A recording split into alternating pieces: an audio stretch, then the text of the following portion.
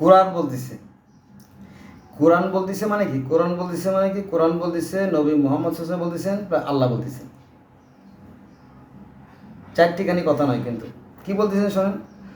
তোমার পূর্বে আল্লাহ নবী মুহাম্মদ সাল্লাল্লাহু আলাইহি ওয়াসাল্লামকে বলতেছেন যে তোমার পূর্বে অবশ্যই আমি, মাস্ট বি, আমি অবশ্যই, I have sent a lot of prophet in the earth, অনেক অনেক নবী রাসূল পাঠিয়েছি।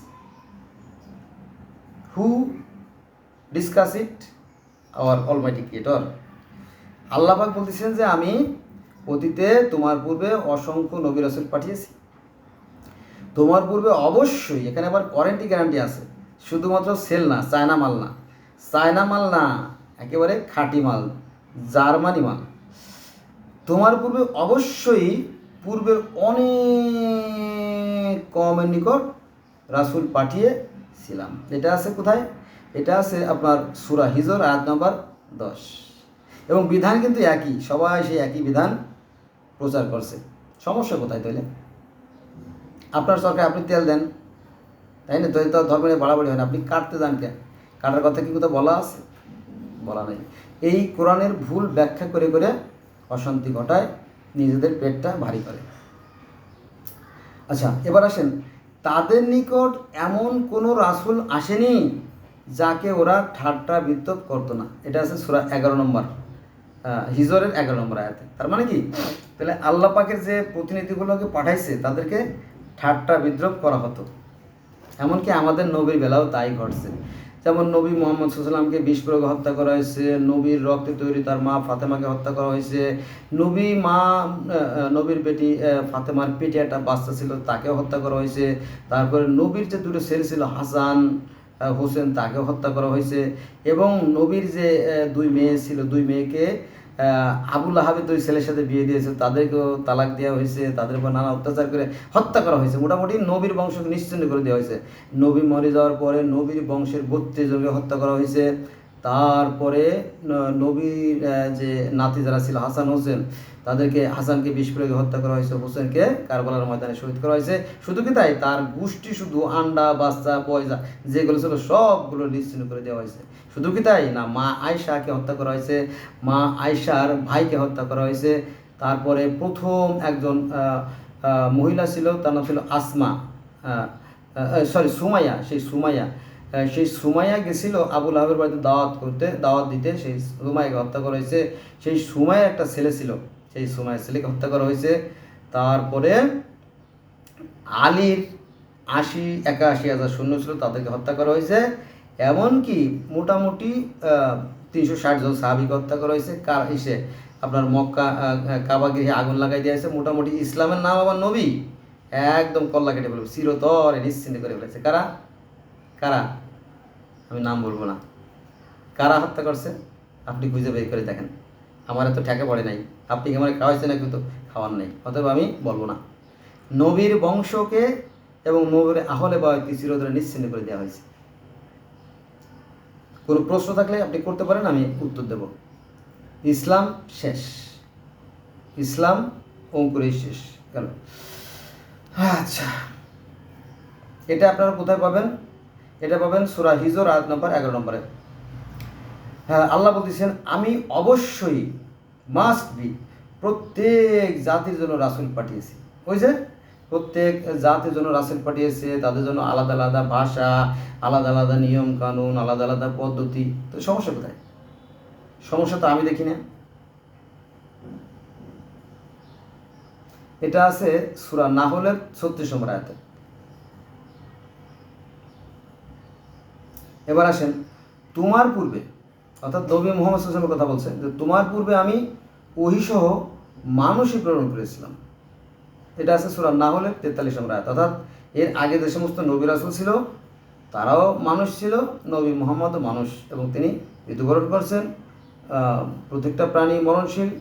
হ্যাঁ, এইটা নিয়ে আবার এক একজনে এক এক রকমের ধোঁকাবাজি ব্যবসা করে যাচ্ছে। কেউ মাজার পূজা, কেউ চামড়ার ব্যবসা, হ্যাঁ, ইত্যাদি ইত্যাদি, কেউ তাবিজ বেছে। এই আপনি ঠেকাতে পারবেন না, আমার মতো হাজার হাজার কেন 1 লক্ষ 5 লক্ষ বাসারও ঠেকাইতে পারবে না।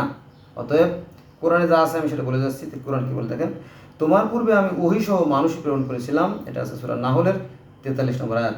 অর্থাৎ মানুষই ছিলেন, নবী মুহাম্মদ সাল্লাল্লাহু আলাইহি ওয়াসাল্লাম মানুষ ছিলেন এবং তিনি নিজেও স্বীকার করেছেন যে আনা বাশারুন মিসলুকুম, আমিও একজন মানুষ তোমাদের মতোই। আচ্ছা, আল্লাহ পাক আরো বলেন, শপথ আল্লাহর, আমি আমার নিজের কসম দিয়ে বলতেছি, শপথ আল্লাহর, আমি তোমার পূর্বে বহু জাতির কাছে রাসূল পাঠিয়েছিলাম। বহু জাতি, পৃথিবীতে অসংখ্য জাতি, অসংখ্য সম্প্রদায়, অসংখ্য গোত্র আছে এবং তাদের আলাদা আলাদা ভাষা আছে, আলাদা আলাদা নিয়ম কানুন আছে, আলাদা আলাদা পদ্ধতি আছে।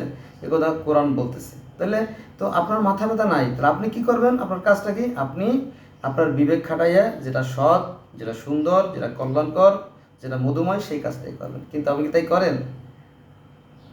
হুজুর কি কয় জানেন? হুজুর কয় কি যে কলেমা পড়লেই জান্নাত, কলেমা পড়লেই জান্নাত, আর কোনো সমস্যা নেই, নামাজ পড়লেই জান্নাত, রোজা থাকলেই জান্নাত, হজ করলেই জান্নাত। কিন্তু না, কোরআন তা বলে না।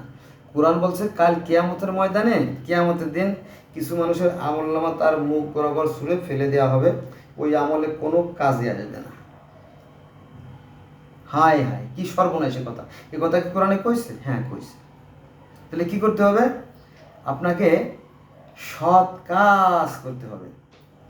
জান্নাতে যাওয়ার কন্ডিশন একটাই, সৎ কাজ। সৃষ্টিকর্তায় যদি আপনার বিশ্বাস থাকে, মানে সৃষ্টিকর্তায় বিশ্বাস করবেন আর সৎ কাজ করবেন, এটা আপনি পাবেন অসংখ্য ধর্মে, আয়াতে পাবেন। এটা পাবেন আপনি সূরা আল বাকারার 62 নম্বর আয়াতে পাবেন। তারপরে পাবেন আপনার মায়েদার 69 নম্বর আয়াতে পাবেন। হ্যাঁ, তারপরে আপনি পাবেন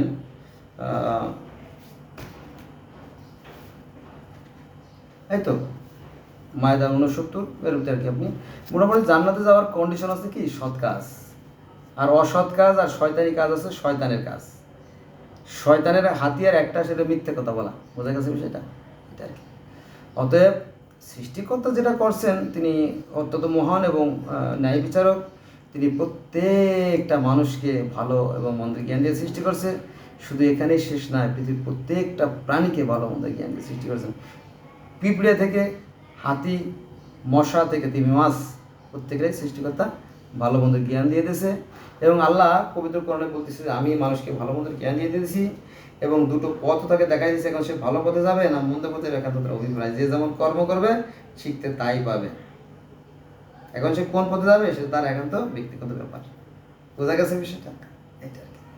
তো এইটা নিয়ে অনেকে অনেক ধোঁকাবাজি আপনাকে দিবে, অনেকে অনেক প্রতারণামূলক কথাবার্তা বলবে, সাবধান থাকবেন। ঠিক আছে? আর যদি কোনো প্রশ্ন থাকে আপনি নিজের বিবেকের কাছে প্রশ্ন করলেই আপনি এই উত্তরটা পেয়ে যাবেন। আল্লাহ বলতেছেন যে ইচ্ছে করলে আল্লাহ তোমাদের এক জাতি করতে পারতেন। আল্লাহ যদি ইচ্ছে করতেন তাহলে এক জাতি করতে পারতেন। এক জাতি করলে তো আর এই ভালো মন্দের খেলাও হতো না, জান্নাত জাহান্নামের প্রশ্নও আসতো না, তাই না?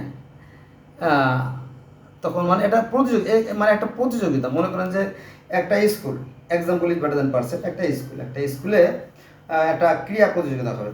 তো হেডমাস্টার বললো যে আগামী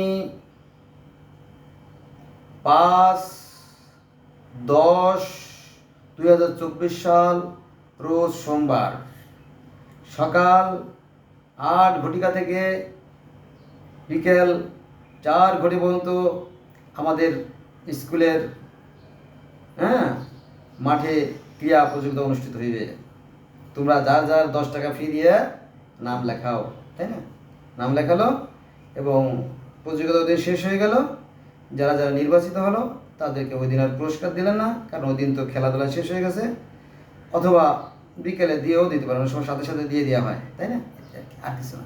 এই ভালো মন্দের খেলার ভিতরে আছে আনন্দ, বুঝছেন? এটা এই যে খেলা এর আছে কিছু, মানে যেজন খেলা সেই বুঝি জানে, বুঝছেন? এটা আর কি। এখন আপনি কোন দল সমর্থন করেন এটা আপনার একান্ত ব্যক্তিগত ব্যাপার, কোনো সমস্যা নেই,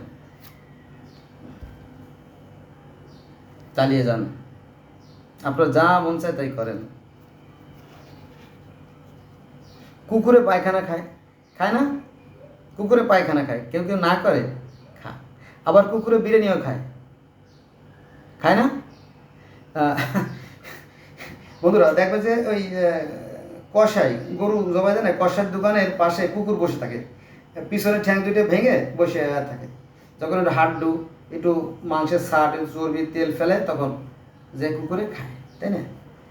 আবার হোটেলের পাশে গিয়ে দেখবেন যে বিরিয়ানি পোলাওর যে প্যাকেট আছে ওটাও খায়, আবার কি রাস্তায় বাচ্চারা পোলাপানে পায়খানা করলে সেটাও খায়। কিন্তু কিন্তু মৌমাছি কিন্তু পায়খানায় বসে না, দেখছেন কখনো মৌমাছি? মৌমাছি কখনো পায়খানায় বসে না, কারণ তারা ফুলে বসে। এগুলো আপনি দেখেন নাই? যদি না দেখেন তাহলে আপনার জন্মবিধা, আর যদি দেখে থাকেন তো তো কল্যাণ। এই জন্য দেখার জন্য আল্লাহ পাক চোখ দিয়ে দিয়েছে। মাছির মধ্যে আবার দুই প্রকার আছে, একটা আছে গুইয়ে মাছি, যারা গু মানে দ্যাটস মিন টয়লেট পায়খানার পর বসে, ওই যে লাল লাল চকচক চকচক করে ওই মাছিগুলো কিন্তু দেখতে অনেক সুন্দর, পিছনে সবুজ কালারের আবার সোনালি কালারের চিকচিক ঝিকমিক করে, আরে বাহ, আরে কি সুন্দর চেহারা, তাই না? কিন্তু অভ্যাস কি গুতে বসা, পায়খানায় বসা। কিন্তু ওই যে যে খুইদে মাছি আছে এক প্রকার, দেখুন মৌমাছির মধ্যে একটা খুইদে একটা মাছি আছে, ওই খুইদে মাছি হোক আর মৌমাছি, ওরা কিন্তু কখনোই কখনোই পায়খানা ধারে যায় না। এগুলো দেখেন না আপনি? দেখছেন? দেখলে ভালো। তাহলে এই ব্যাপারে আল্লাহ পাক আবার কোরআনে কথা বলছেন যে ওরা কি দেখে না, ওরা কি পৃথিবী ভ্রমণ করে না? এরকম তো অনেক প্রশ্ন আছে কোরআনে। আবার বলছে ওরা কি সৃষ্টি সম্পর্কে চিন্তা করে না? সৃষ্টি সম্পর্কে গভীরভাবে চিন্তা করা উচিত, সৃষ্টি সম্পর্কে, সৃষ্টিকর্তা সম্পর্কে নয়। বোঝা গেছে বিষয়টা বন্ধুরা? তাহলে আজকে এই বন্ধু রইল, হ্যাঁ অনেক হয়ে গেছে, 12 মিনিট হয়ে গেছে। আমার সাথে থাকবেন, হ্যাঁ, ধন্যবাদ।